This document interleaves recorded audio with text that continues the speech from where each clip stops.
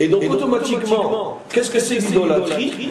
J'accepte ma relation avec toi, mais surtout pas sous ton regard. Ça m'est insupportable. De cette idolâtrie qui au départ, explique le Rambam, on revient sur ce fameux Rambam que je rapporte à chaque fois. Le Rambam explique qu'au départ, cette idolâtrie n'était absolument pas un refus de Dieu, mais tout simplement la volonté de prendre une certaine distance par rapport à lui.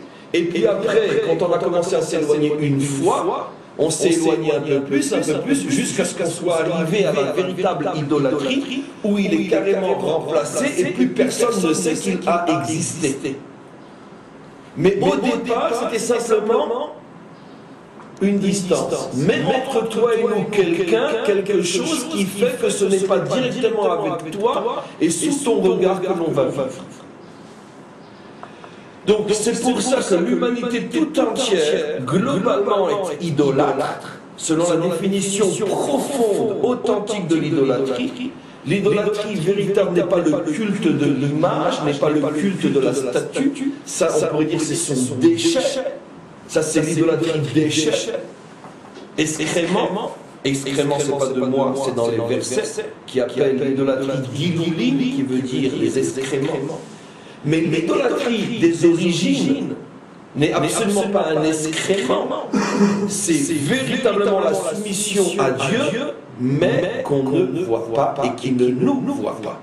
Et de là, on est tombé après dans l'idolâtrie excrément, mais ça a pris des siècles, voire des millénaires. Donc, on comprend maintenant ce qui se passe au niveau de l'humanité. Alors, qu'est-ce qui se passe maintenant au niveau d'Israël? Quelle est la place d'Israël? Pour l'instant, je ne fais qu'un résumé de toutes les notions expliquées cette semaine, mais d'une manière beaucoup plus profonde, beaucoup plus fondamentale, et surtout en réutilisant d'une manière décodée comme jamais ça n'a été fait, ces principes de Kabbalah qui, d'une certaine manière, sont les véritables clés qui nous permettent de comprendre tout ce qui se passe sur Terre. Donc maintenant, où nous nous situons, nous, peuple juif? Alors nous savons que le peuple juif n'est pas un 71e peuple. Le peuple juif est le substrat. Le substrat, ça veut dire il est d'une certaine manière le prélèvement, la trouma des 70. D'où savons-nous que nous sommes appelés trouma? Parce que la Torah nous appelle Réchit Tevuato Israël. Nous sommes la prémisse de la récolte de Dieu. Et le mot Réchit, comme nous le savons dans la Torah, fait allusion à la trouma, à cette partie qu'on prélevait de la récolte et qu'on offrait à Dieu, qui s'appelle Réchit, comme il dit Réchit Harisotechem, le prélèvement de votre récolte. Et donc le peuple juif est la trouma des nations, c'est-à-dire que nous avons été prélevés du milieu des nations pour commencer le tikkun, pour commencer la réparation de ce qui s'est passé déjà dans les mondes supérieurs au niveau de la fuite des âmes, et après de ce qui a continué à se passer sur Terre dans la dégringolade, depuis l'idolâtrie du départ jusqu'à l'idolâtrie extrêmement. Et donc, le peuple juif n'est pas un peuple à part qui a sa propre histoire.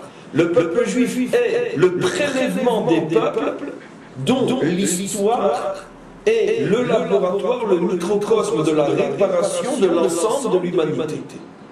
C'est pour ça que nous avons exactement, nous aussi, une structure qui a pour valeur 70.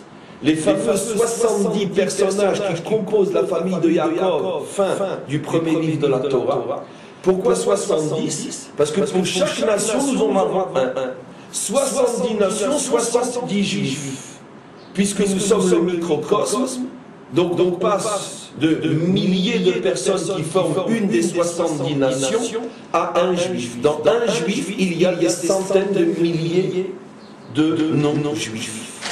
Mais c'est un prélèvement, et comme il y a 70 nations, il va y avoir 70 Hébreux au départ qui vont être l'atome fondamental qui va créer Israël, même si après Israël deviendra 600 000 personnes, et puis après plusieurs et plusieurs, plus encore et plus encore, la structure fondamentale c'est toujours 70, exactement comme l'existence sur Terre, ou même s'il y a des cellules, des molécules et tout ce que vous voulez, au départ, il n'y a que des atomes. L'atome fondamental d'Israël a pour valeur numérique 70, qui fait allusion donc aux nations et qui fait allusion à l'œil. C'est-à-dire que Israël a été prélevé du milieu des nations pour réparer l'œil abîmé. C'est-à-dire donc ramener l'humanité à ce niveau de face à face, à ce niveau d'être capable d'accepter le regard de Dieu sans peur, sans crainte, et de pouvoir supporter cette relation avec Dieu qui, au lieu, comme pendant toute l'histoire et avant même l'histoire, au lieu de faire peur et de détruire, va au contraire être source de progrès, et ceci pour l'éternité.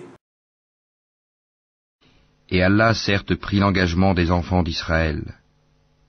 Nous nommâmes 12 chefs d'entre eux. Et Allah dit, je suis avec vous, pourvu que vous accomplissiez la salate, acquittiez la zakat. Croyez en mes messagers, les aidiez et fassiez à Allah un bon prêt.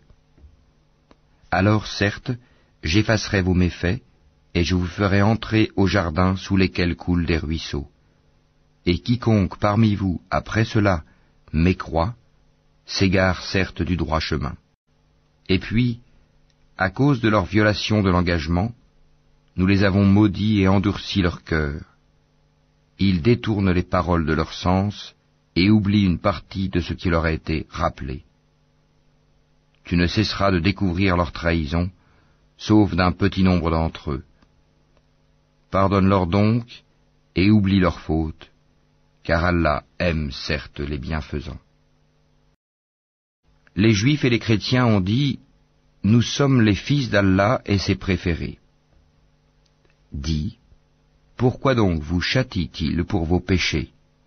En fait, vous êtes des êtres humains d'entre ceux qu'il a créés. Il pardonne à qui il veut et il châtie qui il veut.